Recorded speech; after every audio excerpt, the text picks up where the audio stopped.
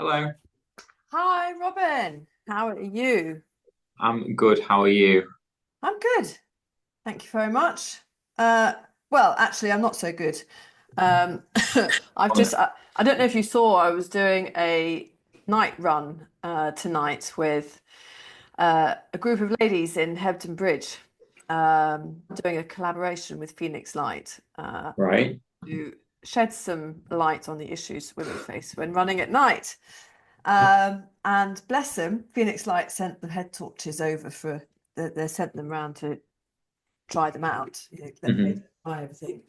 Um, and they haven't arrived. The courier said today, which I thought, well, that's cutting it a bit fine. And I've just had a message from the head of the group saying, no, the courier's just changed it to tomorrow. No. So it's now tomorrow, it's now next Monday instead. But All right. Okay. Not the end of the world, but very annoying. no, no, especially as I just put a post out about it today. Yeah. Like, ah, Damn it. How many but people were you expecting to have to stock?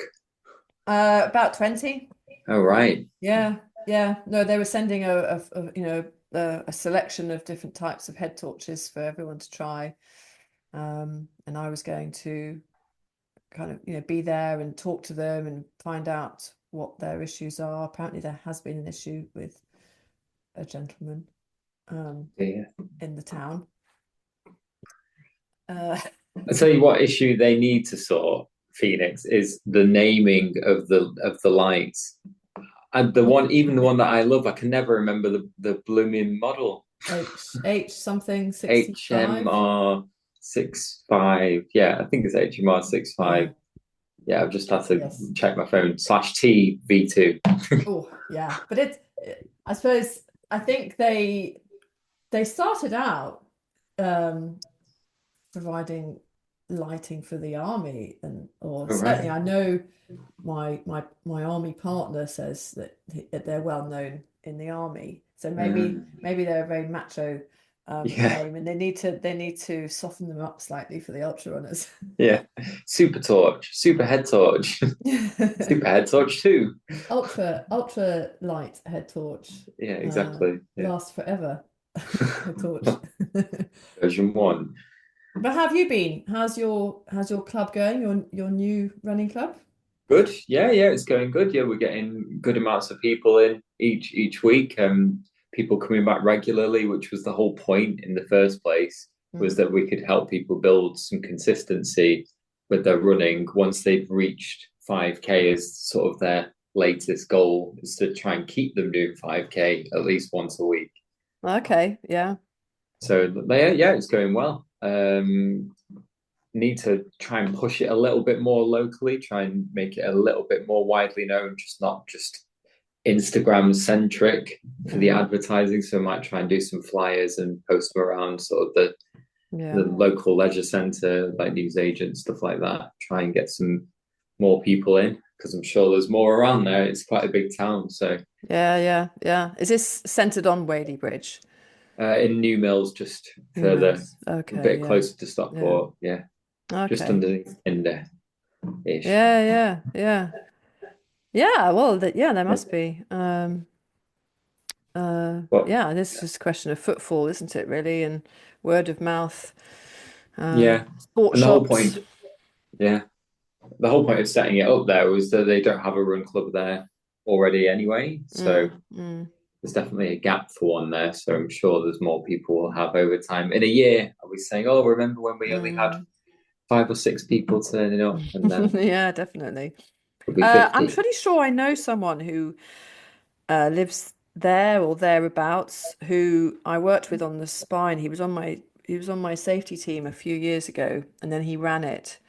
Um, Sergio. Nice. Uh, I can maybe ask him actually. Yeah, He might know. Well, he's bound to know some other runners and whatnot. So I'll send him a message. go for it. The more people we Yeah, can yeah, let know about it, the better. definitely, definitely. Anything else? Yeah, been snowed under. Tell me about your latest Robin's running roundup. The latest one was on the Bob Graham winter Oh yes, record going by Gavin Dale. Yeah, that Kevin. was really Yeah, cool. yeah, yeah. A sprinkling of snow. Yeah, a little bit. It sounded like he had less than ideal conditions as well. So the fact that he's managed to knock 40 minutes off the record, enough Thinly Yeah. Wild, no less, Yes. quite an achievement. Yes, definitely. Definitely. That's Yeah. yeah, I imagine he would have needed some microspikes for sure. I was up there last week and it was jolly nippy. Is is the best way I can describe it. Right. That wind really just cuts through you when you're on the tops. Yeah, I'll bet it does. Yeah. Really, really tough. Yeah. So goodness knows how he managed to do that, but he's one hell of an accomplished runner anyway, isn't he? So he's Mm, got no shortage of amazing performances. So this is just added to the list now, I think. In other news, brilliant. I might have fractured my foot, but I'm not entirely sure. What? Yeah, How? on a fell race a few weeks ago, I Oh, turned it, and you can normally just run it off. It just yeah. wasn't going away, and it was bruised and swollen for a while, and now it's still just there a little bit, and it's like right on the outer edge of my left Mm. foot, like on the metatarsal. So I've got another like physio appointment booked for Thursday before the NHS will agree to scan it. Oh, Robin, I don't know what to say. Mm. Um, well, it's winter, so Yeah, you didn't it's not.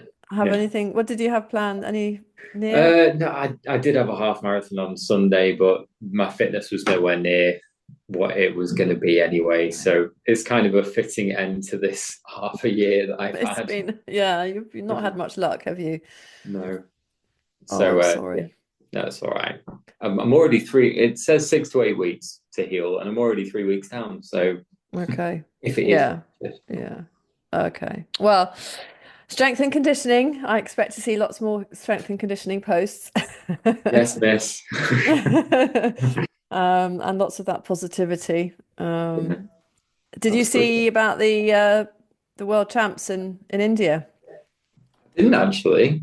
Yeah, No. we got a oh now I need to get the name right, but we got team silver for the ladies, and we got team bronze for the men, and an individual bronze for Sarah Webster. Whoa. So that is fantastic.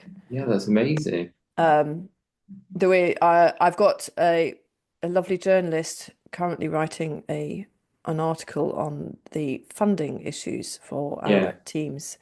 So it'll be interesting to see what she comes up with because I think there's all sorts of complicated issues going on there. Right. But this lot, yeah, had This to. was for the 100K, wasn't it? Yes, yeah, Yeah. yeah, the world champs. So yeah, we've done good. Yeah. Wicked. Well, if hopefully that's enough proof that maybe they should start funding Mm. just a little bit towards it. But Well, there is some funding. right. I think they, if I've got this the right way round, I think they have some funding for when they're there, but Mm, there's no funding to get them there. no. So they have to get themselves there, which of course, being India is, Mm, it's not like, oh, well, I can get the train to Paris. It's yeah. it's a flight to India. I mean, that's a pretty epic journey Yeah, it is. for someone to undertake, on their own back. So, uh, if anyone wants to donate, there is a GoFundMe. I'll add it. Um, but here we go. We've got Fritz. I don't know if that's Fritz and Max, but Fritz is entering the room.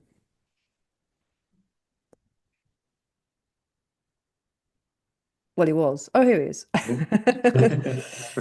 Hello. So sorry. Are you It's are you still that Max or quiet. Fritz? I'm Fritz. I'm You're Fritz. Fritz. Hello. How Yeah. are you? I'm good. Thanks. Yeah, yeah. Yeah. Sorry, just Happy? worried about the audio. Is it fine or should Oh, I? that's better. Yeah. Yeah. Okay. Okay. Oh, was just lifting it to your I, lips, I I mean, think. I can hold it like that. Yeah, yeah. Oh, yeah, perfect. Yes. Yeah. I can turn you down now. Okay. Great. Oh, well, welcome and thank you very much for coming onto the podcast. Thank you. So for anyone who doesn't know, Fritz and your brother Max Max. ran and rode their bicycle. It was the support on the bike from Cape Town all the way up to Tangier. Tangier. Yes, with many adventures along the way. So well done. Are you pleased it's over? Is it suddenly a huge space in your life that's now a big gap? It's both. But yeah, for the moment, I mean, it's weird to be back and to readjust. But Yeah, I bet. for the moment, I'm not missing running 60 Ks a day. I'm maybe missing the adventures, but not all the effort and the pain you have to go through to get there. Um, Yeah, yeah, it's yeah. it's nice to just be and have a safe space, sleep a lot, and recover a bit. Much needed. Yeah, And lots of food. yeah, that as well. Where are you based? In Berlin, Okay, Germany. Yeah. I've okay. got your little summary from the last post you did on Instagram. 12 million steps, 10,200 kilometers, 242 marathons, 10 countries, 8 months, two brothers, one continent, zero support cars. That's it. Yeah, I love that. Oh, that's amazing. I need It to. is. I'm looking for that now. Yeah. That's what started it for you? Um, I did a bike ride 2.5 years ago, also in Africa and in the south and the east. And yeah, that was the first or yeah, the second, but like the biggest adventure I had done to that point, 10 months on the bicycle, with tons of beautiful encounters. And really the highlight of the trip were the people who supported me and were super positive and warm-hearted. And yeah, coming back to Europe, everybody had very negative or concerned expectations about the bad things that may have happened, things that get stolen or whatever. And it was just such a stark contrast Mm. between reality and expectations. And secondly, on this bike trip, I met Henry, who had the idea to run from Cape Town to Cairo and set a new world record. And I thought, well, I know how adventure works. Oh, I've lost you there now. That's suddenly gone a bit fuzzy. I Oh can't no, hear it you've now. gone.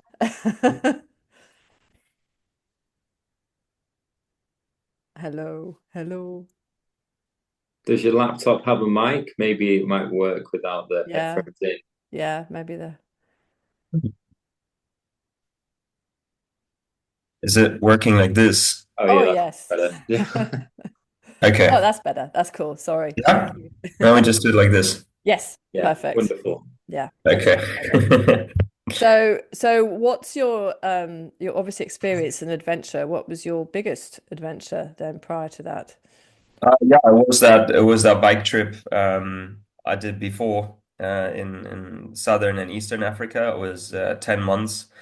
And yeah, obviously there I understood how to what to bring, what not to bring, how to live on the road, dealing with people, and yeah, all these experiences obviously played into this trip as well. But I'm not much of an athlete or a runner per se, so that was 6 months of training, but without much prior experience, and probably being a bit naive and unexperienced helped to just do it and not to overthink it. And yeah, in the end, it worked. Yeah.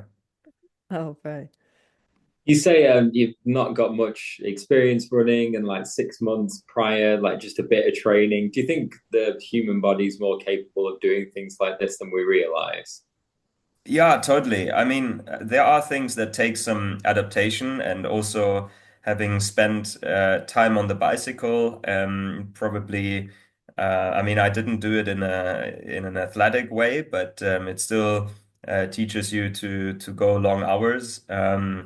And especially with running, you need some time to adapt your bones and tendons. Otherwise, you'll get stress fractures. I think on the bike, you can just really go without any experience and just build up as you are on your way. With running, you need a bit of preparation because it's just more intense, and you want to get the movement right, and you need the strength in the legs. But totally, I mean, I'm super surprised that I could adapt to such level. But I also I think probably our normal lives, sitting around and not moving much, is maybe actually further away from what we were designed to be than running 60 Ks a day. I think Yeah. we've come a long way in the other direction, and it's really crazy what the body can do if it has to also, recovering whilst actually still performing. It's really amazing, even for myself, to see and just look at my body and my legs and be like, okay, apparently that's possible. Yeah. What so you've done both. You've run and you've biked. What did you prefer one over the other, and what were there any differences to the experience you had? Yeah, I mean, it was different in a way that the cycling, that was sort of a break, and I just did for myself without any intention to set any records, to push physical limits, but just to go out for myself and explore. I didn't communicate it or anything. I just wanted to see what's out there. So I had much more time to take breaks, to reflect, to also do other things like hiking or kayaking or whatever.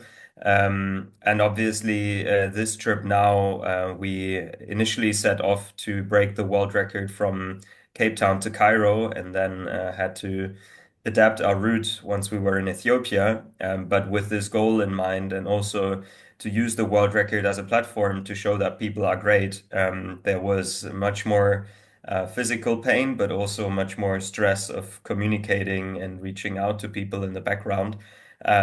So therefore, it's not really comparable. Okay. But if you wanna explore and have a good time, I would probably prefer the bike because it's a bit more convenient and you can still, if you want, you can push yourself, but you can also have an easy day. And running, you kind of suffer every day because you can never just let it roll. In the build up to beginning the run, the adventure, I suppose, you mentioned there was a bit of every time you had some spare time, you put it towards planning and a lot of sort of sponsorship grinding, I suppose. Did you manage to get many partners on board? Was that really an arduous task for you? Was it something you're used to doing? Yeah, for me, I think looking back, it was a bit of a well, not a waste of time, but I think just probably working and putting money aside is more effective than without, if you don't have existing reach or an existing track record doing adventures or challenges like this, I figured no one really takes you seriously, which for me was a bit of a surprise because I mean, I didn't just come straight out of school or whatever. I had prior work experience and I know myself, so I know when I want to do stuff, I actually do it. But there's a lot of people or a lot of ideas that then are not turned into reality. So sponsors are kind of reserved when it comes to cooperations with people who haven't done anything significant before. So we still got some cool support in terms of materials, equipment, and everything. That's easier, but having financial support is a lot of effort, and the reward is so. Sounds like a drag. Yeah, it's a constant uphill battle.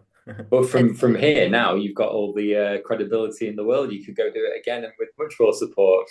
Yeah. I mean, there's haven't made a plan yet, or we haven't made a plan yet for future adventures and trips, but certainly there are ideas. And yeah, we will now take a bit of time to wrap our heads around.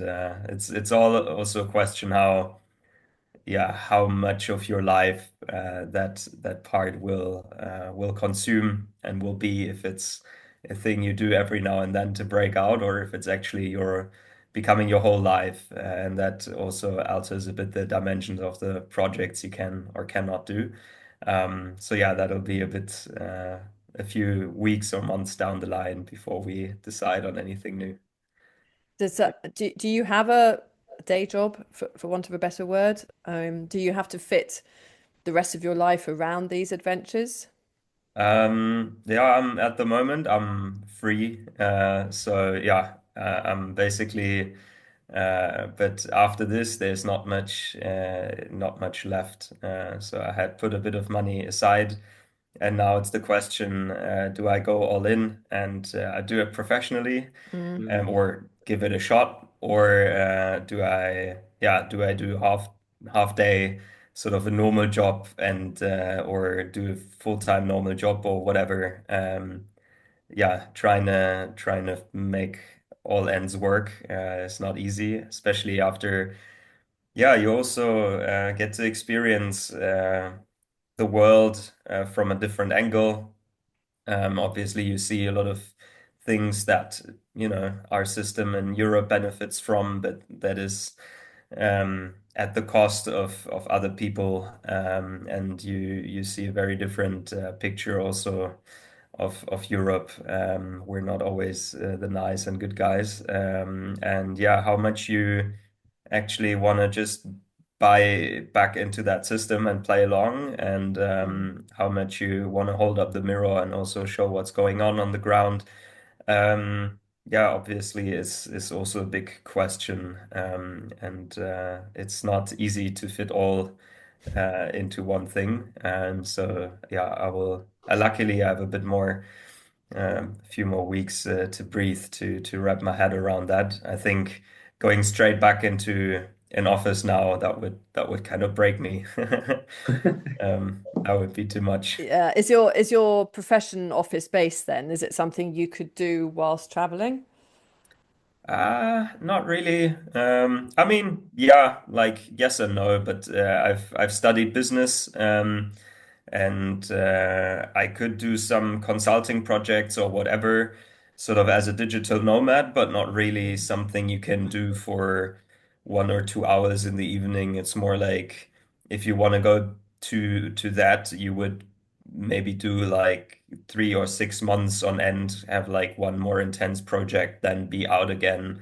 Okay. Um, let's see. I mean, but Yeah, it's yeah. also, yeah, then you would kind of work to pay the bills. And ideally, you could make some money with something that actually, yeah, is also a bit serving those purposes I mentioned earlier. Some political aspects, some environmental aspects.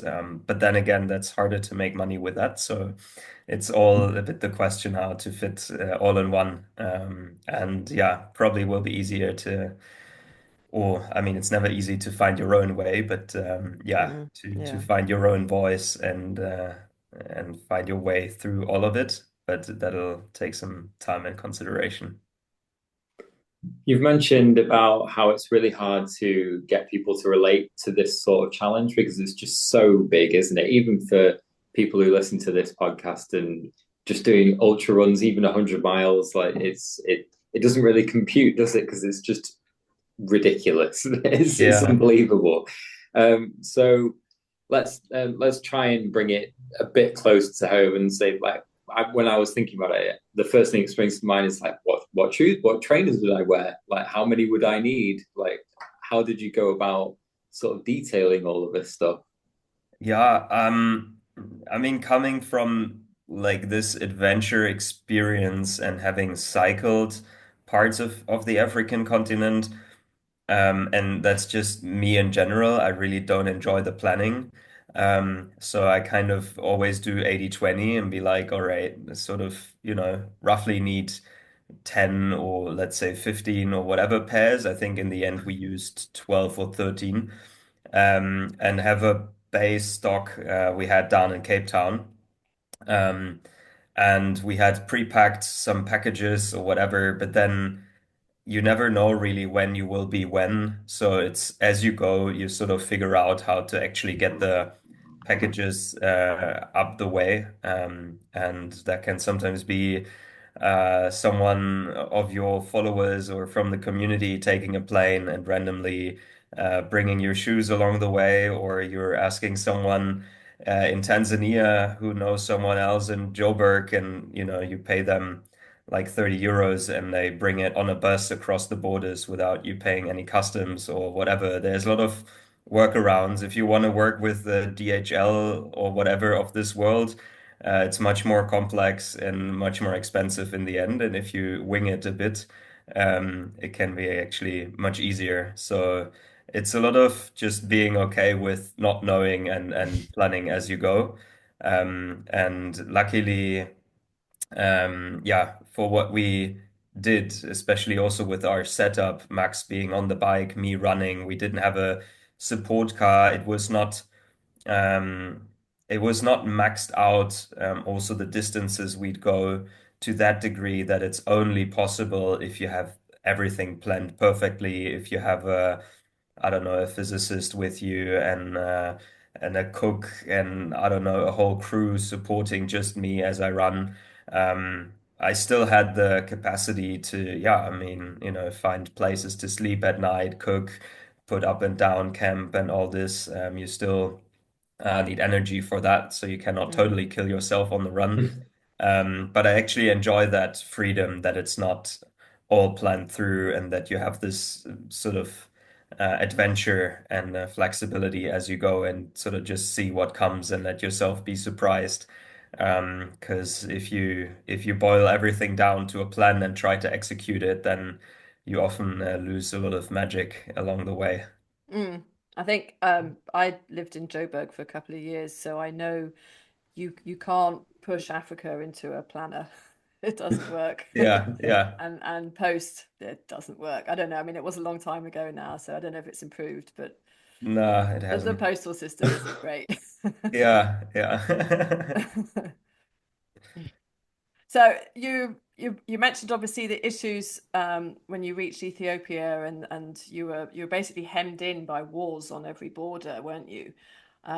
What to talk us through a little bit what happened there when you first got there, and what it was like to be in such a scenario. Yeah, I mean, Ethiopia as such was a challenge. I think it's a country that, yeah, has faced huge challenges in the past years, over and over again. There's conflicts and civil wars. So also the people on the ground, a lot of them are traumatized. They've gone, yeah, through a lot of hardship in their lives, and it was not always good vibes and a nice and friendly environment to be in on the road. There was a lot of people and too much attention to deal with every day whilst doing sports or extreme sports. So it was really tough and draining for us to endure in the first place. And yeah, we then got to Addis Ababa, the capital, and northern Ethiopia. Like we still had a lot of military that we faced in southern Ethiopia, but at least most of them were government troops, and it was sort of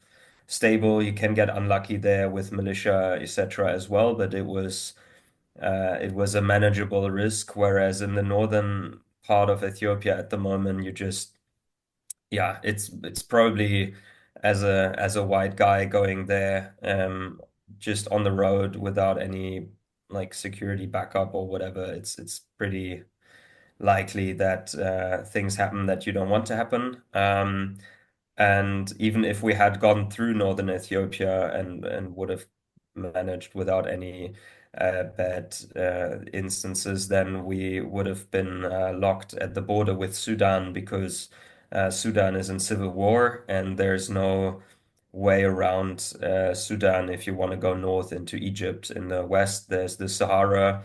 You would need to go through, I don't know, I think South Sudan, Central African Republic, Chad, Libya, and then into Egypt.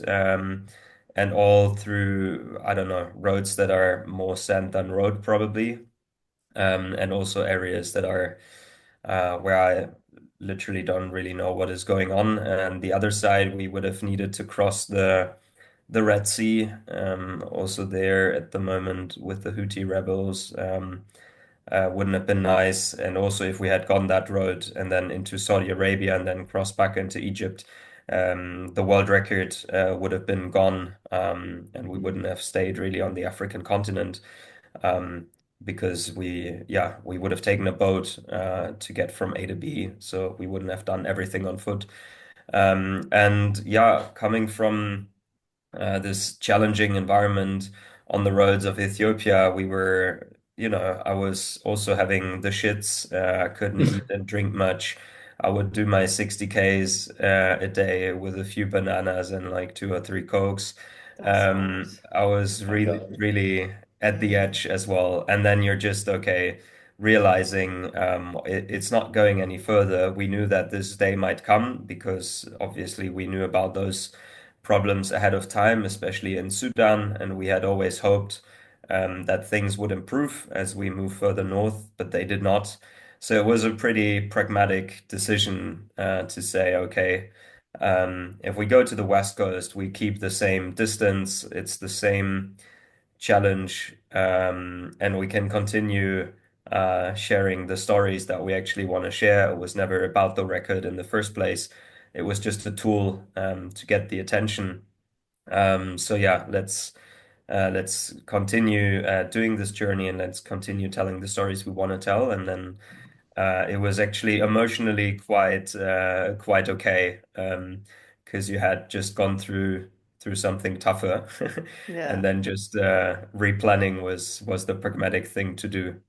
Yeah, So you flew over, where did you fly to to get to the Dakar, West Coast? Senegal. Okay. Senegal. How did you decide that that was the where it needed to continue the world record? Did you have to get that ratified by anyone, or did you just pull a globe and draw a line with a pencil? Or, Yeah, I kind of just Googled how far it is from Dakar to the north of Morocco, and mm, that sort of added up to the same distance, maybe like 200 kilometers less or so, but it was pretty much the same. Um, yeah, and then I don't know, nice. maybe spoke to one or two people. Like there's WhatsApp groups of other people who go on such routes, also with the bicycle. So did a quick checkup with them in terms of supplies and distances, if it's actually possible to run on this stretch. And yeah, a few guys replied that you get supplies every like 70 or 80 kilometers.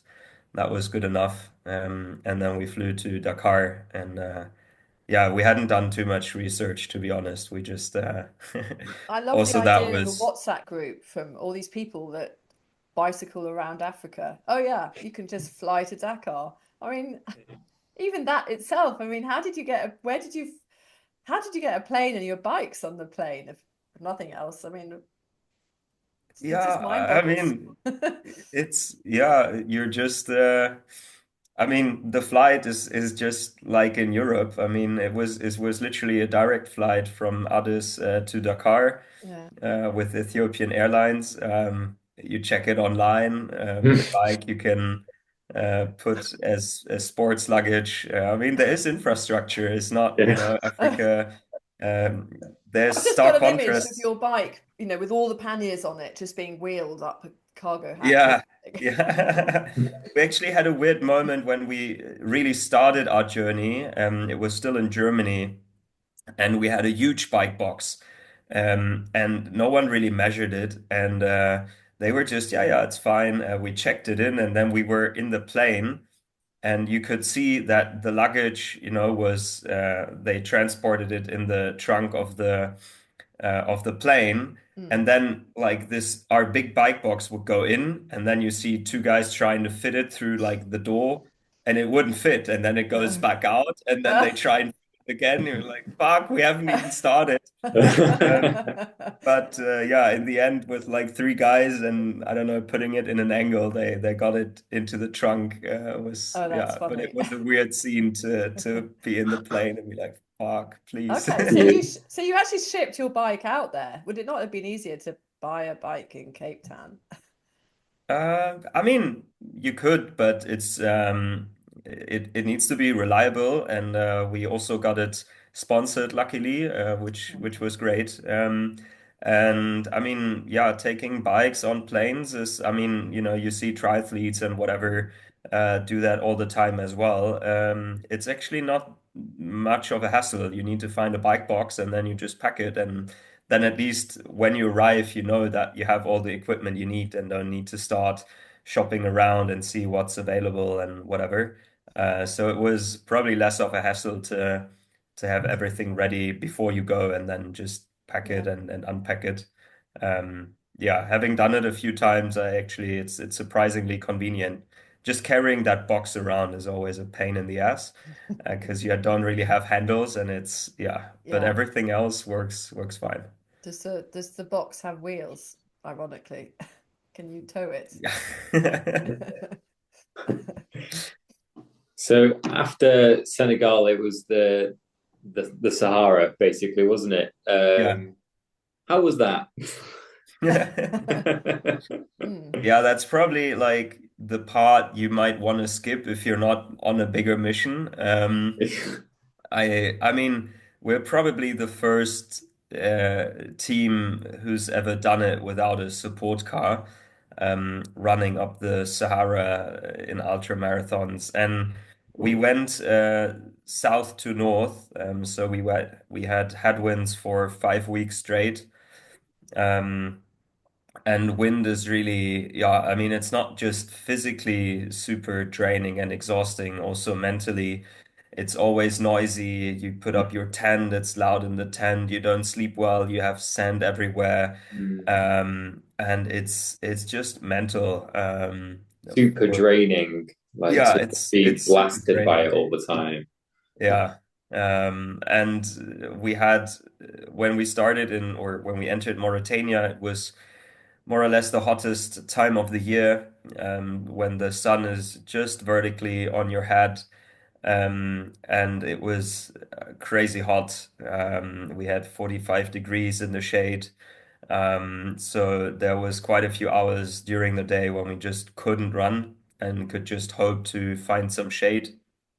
And it was really at the limit because at night it was also quite hot, and we had to start in the dark. We had to finish in the dark to get the kilometers in, but we couldn't really recover because there were a few hours to sleep and it was too hot to sleep. So that was really draining. But luckily, at some point, we got back to the coast where temperatures cooled down again. So that helped. I think in that conditions we had initially in Mauritania, we wouldn't have lasted the whole 5 weeks. But yeah, when the heat stopped, the wind came. So it was never easy, and it was mentally pretty exhausting and draining. But with already 7 months sort of in the backpack, we also didn't want to tired. stop. And we were on a bigger mission, and yeah, we decided to pull through. But if you just want to go out there and have a good time or explore, either go from north to south and have the tailwinds, or just take a bus or a truck for a few hundred kilometers and then start running once you're further north again. Yeah, it was really at the limit, I try physically, and to. also for us as brothers mentally I'm was looking at yeah. the map, sort of as you speak, and I'm trying to picture. I mean, what is the landscape?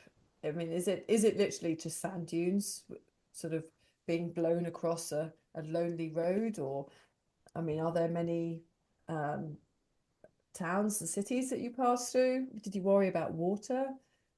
Yeah, there's not much cities. I think from Nouakchott, it was Dakhla was the first city that we sort of passed through, which is, I don't know, 800 kilometers in between. Mm, And I mean, you have always a few, especially in Mauritania, there is people living in the desert in tents, like half nomadic way of living, and you always have small bits and pieces, maybe a small village, a small shop somewhere, You have cell towers that people usually, like there's one guy guarding it, so they live there, and then if you rock up, you can find some shelter, and they will give you some food and water. So there's always small things of civilization that you find along the way, and also you mentioned water. There's cars and trucks. When they see you, they feel bad for you, and they would give you some water. So you're always, yeah, we always managed with our supplies. But yeah, the landscape it changes every now and then, but mostly it's sand, obviously, and it can get quite boring. Especially, it's also mostly flat and straight. I remember, I think, a bit further north in Morocco, after 4 weeks or so, like there was the first mountain again, and I would almost sprint up the mo mountain, going way faster than I had gone in the flat all the time, just because I was so excited to have something else to do than just keep going straight Yes. on a flat. Oh, Yeah, that's that hard. was mentally also a big challenge. Wow. Did you have some goggles to wear for all the sand and the wind and everything? How did you cope with that? It was actually okay. I mean, my sunglasses, um, like one arm came off, and then we fixed it with glue, and then the next morning I fell on it, and then it broke. So I literally, I had my broken sunglasses, but the headwind sort of pushed it in my face, so it would stick, at least so. But yeah, I mean, we didn't have to wear swimming goggles or anything. It wasn't that bad of a sandstorm, but you are full of sand. You are even in your ears and whatever. And Everywhere. yeah, I was squeezing my eyes a lot. But I don't know, um, in the context of it all, I think the eyes were not the biggest problem. But we did bring swimming goggles as a backup. When we were in Dakar, we got some just in case. But luckily, it was never that bad that we actually needed them. A small silver lining for south to north, with the Yeah. wind holding them on your face. And I What assume was your? oh, sorry. I was just going to Yeah, say, no, I'm you go on, you assuming go you on. had the people there was no conflict. So were you greeted in a manner which you were better acquainted with? Say again, I didn't catch the So beginning. when you moved over to the west side of Africa, where Yeah. there's no conflict, so what did you have the more usual friendly people that were welcoming you and helping you along the way? Yeah, totally. So, also when we speak of, um, yeah, I mean, Ethiopia was a challenge in itself, and Mm. everything south of Ethiopia, we were welcomed in an amazing way in all the countries, and the same on the west coast, starting in Senegal, Mauritania, Morocco. Um, Everywhere we had really great hospitality and support from the people along the way. It's also very beautiful to see, for example, Islamic and Christian cultures on the African continent living together in much more harmony than we experience it here in Europe, where, people create these ideas that you always have to go against each other or whatever. And there's a lot of hospitality also rooted in the Islamic culture, and going through the desert in Mauritania and then also Morocco. It was sometimes literally we would stop under a tree, and then people would bring us a blanket and tea to drink and some food to eat, because they didn't want us to just sit in the sand or whatever. And yeah, I mean, along the way, it was the positive experience far outweighed the few negative ones. Yeah, so it was really beautiful, and always something to actually rely on, and a huge part of our motivation to keep going. Yeah, that was really nice. I used to play this game with my brother on, I think it's sporkle.com, something like that, where you try and name as many countries as you can in 15 minutes of specific parts of the world. I bet you could do Africa pretty well right now. Yeah, probably, yeah. What But was your don't test me favorite? on it, please. Yeah, yeah. Okay, here we go. What was your favorite country? I sort of refuse to answer that I question. do. It's so hard to pick, the one favorite. Yeah, Okay, I won't it's push so this. different everywhere you go, and you have special places and experiences everywhere. And also, traveling or running through is different from actually living there. But yeah, I mean, I don't know. I couldn't say really. Okay, that's fair. That's fair. Is there, I mean, why did you choose Africa in the first place? Have you got a connection there, or did it just fascinate you in general?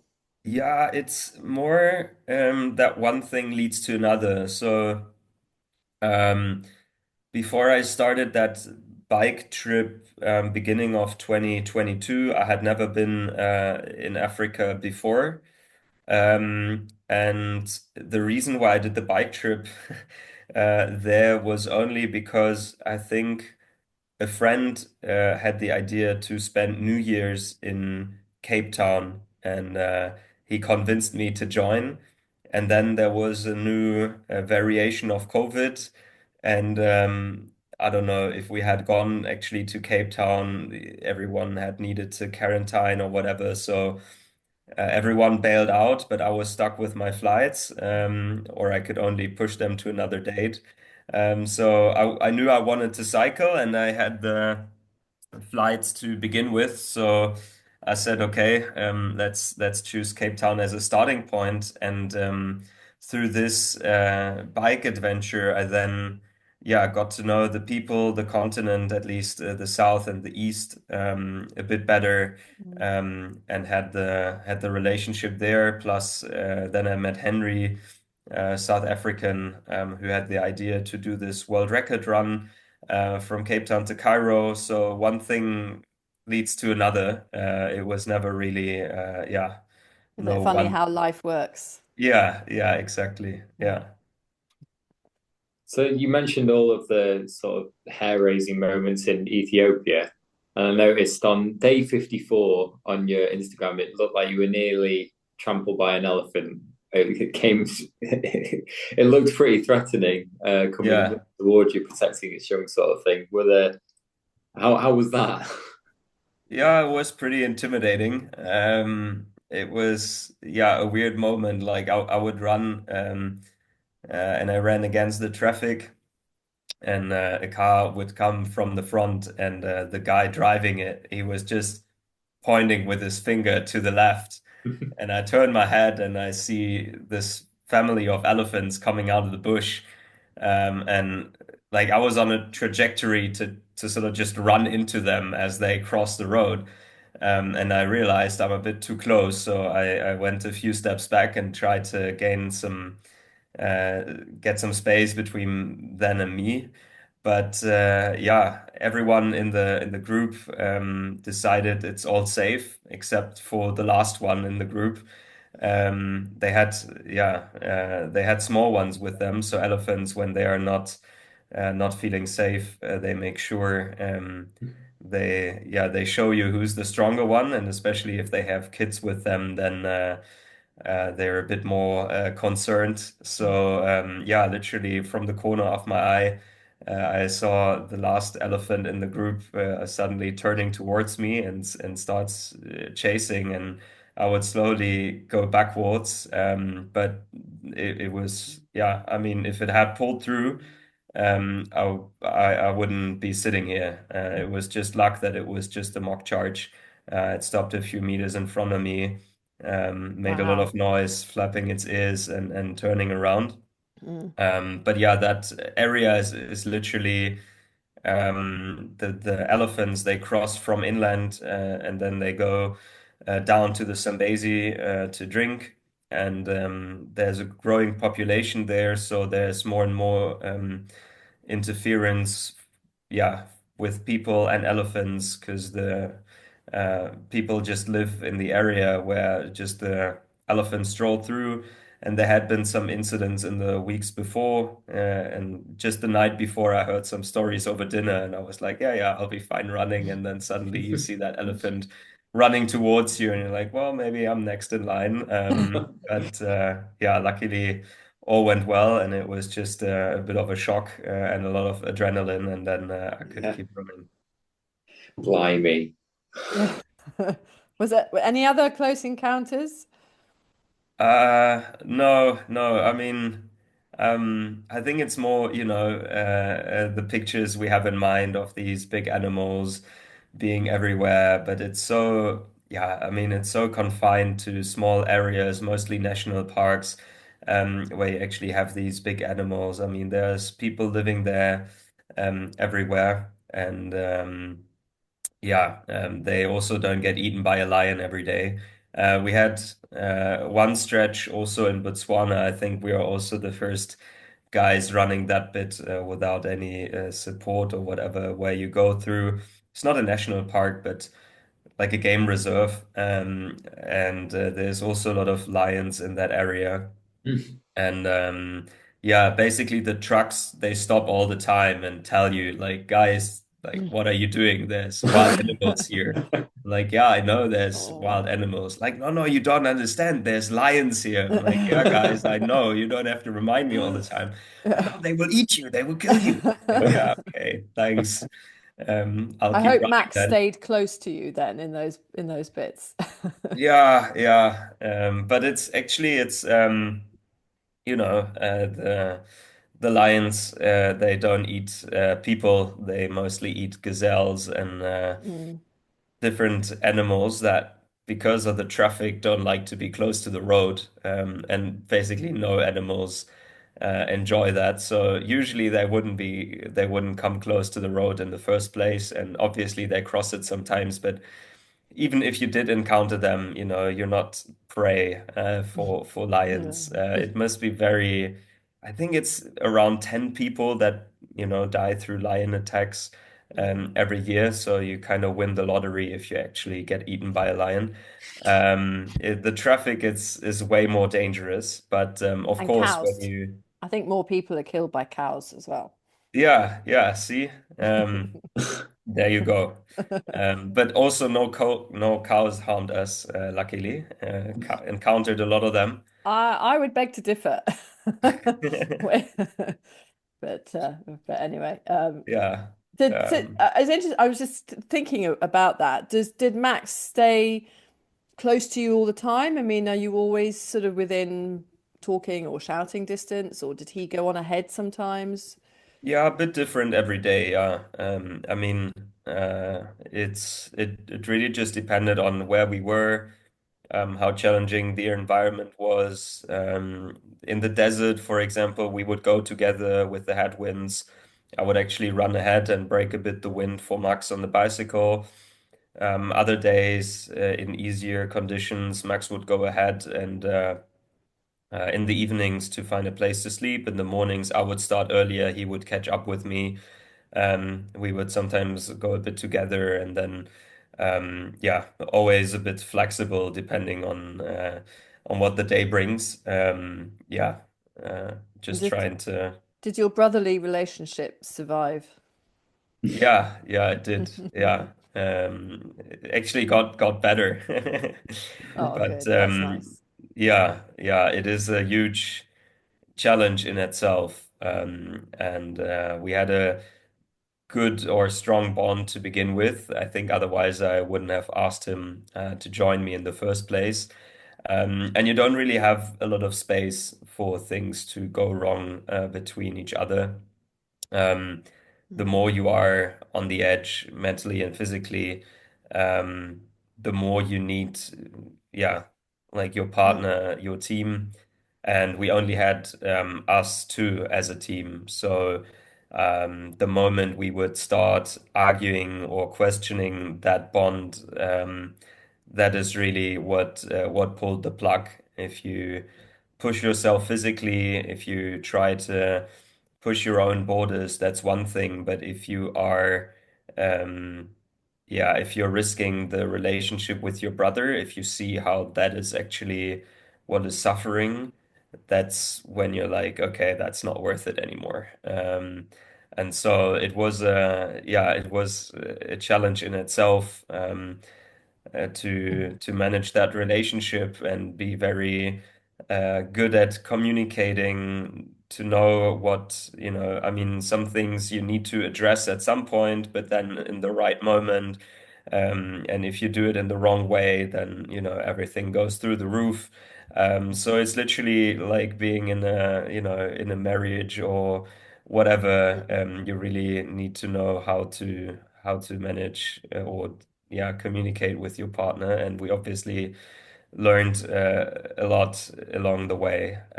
But without that, it wouldn't have worked. It required that Yeah, that good relationship between us. nice. I wondered whether it might be Max. I just cycled all of Africa. It's like, well, I can do that. Can do that as well. He's like, okay, you cycle it. I'll run it as well.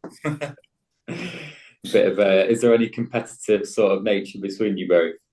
No, not at all. Not at all. No, it's not like that. I think it was more Max thinking, okay, I have this crazy brother, and if he needs to do that, and he's asking me to join, then, he would bite his ass 5 years down the line that he had said no. So he said, okay, let me do this, and then But we know we have different strengths, and that's actually also something that we're very close, and you do everything together. So sometimes you assume you're the same person, and then you realize you're actually not, and you have different strengths and weaknesses, and not getting frustrated with one another that you're not doing something as good as the other one does, but rather see it as a strength that you can complement each other.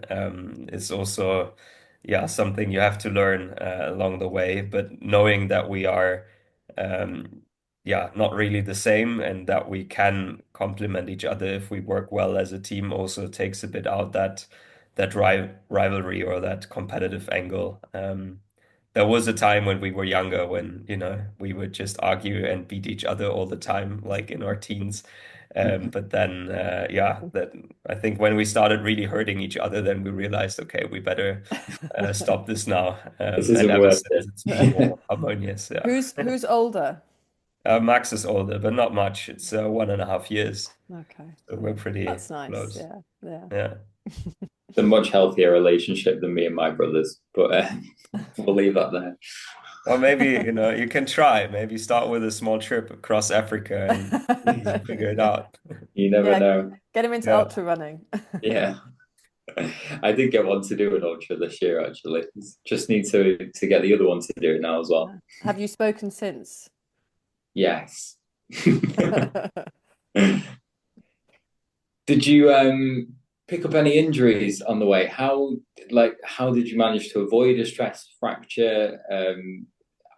Was there anything that slowed you down some days, but you managed to run off, or were you just carrying a lot of pain a long time? Yeah, so I mean, there was a first attempt and a second attempt. So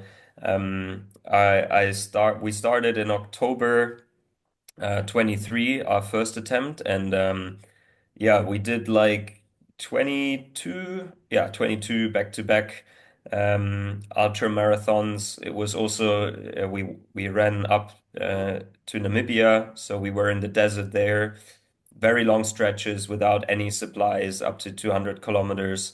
So we sometimes did 70, 80 Ks back to back. I was fit, I was dealing well with the heat and everything, but as I said before, I'm not per se a runner or an athlete. So I didn't know that I have a cam impingement, which basically is more bone on my left leg, which narrows the space in my hip joint, and then with more movement, not just 150 or 200 kilometers a week as I did in training, but more than 400 kilometers a week. That led to an inflammation in the hip joint. So after 3 weeks, it was a full stop. I didn't know what was going on. First thought it is just the muscles. So we went to the physio and everything, but after 2 weeks, I was still limping. I couldn't even walk properly. And yeah, I couldn't also, warm up the body and then get in a rhythm. I was just limping badly. And then we did an MRI scan, and it turned out that I have this inflammation in the hip joint. Um, and it was clear that I couldn't continue running. We were on a world record mission, so it's like, okay, now just waiting around. I mean, there's then also no chance of breaking that record anymore. So we decided to go back to Cape Town and start all over again. Usually, you would actually treat this condition. It's not entirely, unusual, but usually you maybe realize with 60 or 70 and get a new hip joint. But if you run to this extent, then it manifests a bit earlier.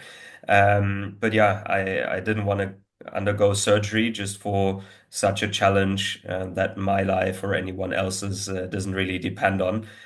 So I said I can either fix it with training and mobilization, or I'm not meant to do this. Um, and yeah, got two coaches, Andy and Johnny, which I knew from Berlin. And we worked together online, remotely, and did a lot of strengthening, mobilization, also a lot of breathing, just shifting into the hip, breathing out long and slowly to really tell the nervous system to ease into that area. Because the longer the muscles or the more relaxed the muscles, the bone comes down a bit. The muscles pull the bone tighter into the hip pan. And yeah, with that, we tried to manage it, and apparently it worked. Really, also another small miracle of this whole thing. And yeah, everything else was also a lot of because I had a kind of a good base in terms of endurance. For me, it was more about building strength in the legs, going back to back um, ultra marathons. Once you have sort of the endurance, you gotta make sure that you're moving correctly. And if you don't have the strength in your legs to sustain the right movement, eventually, if you fatigue, you start going left and right with your ankles, with your knees. Also, we started really by working with the feet, make them move correctly, and I never had swollen feet along the way. My ankles were fine, my knees were fine. I had a small break in between in Nairobi, where I first yeah, I'm not really sure what it was. I had one infection. I took anti-malaria pills, kept running for a few days, then had a stomach bug, had to take antibiotics. It was another break, and then probably started running too soon again. And that's where I actually had some knee issues. And yeah, since there were so many things piled up after one another, we said, okay, we're after Nairobi, we go pretty soon into the Chalbi Desert, and I just had to be able to rely on the body. So we took a 2 week break there to just give the body time to recover, and make sure that the knee is doing fine. And afterwards, it was no issue anymore at all. And also now I can still run and I'm moving well. But yeah, I think it was a lot of yeah, I think strength training is what a lot of people underestimate, especially if you go these long distances. And I think probably on the road even more so because it's just the same movement. And if you're not stable in your hips, yeah, you just start moving left and right.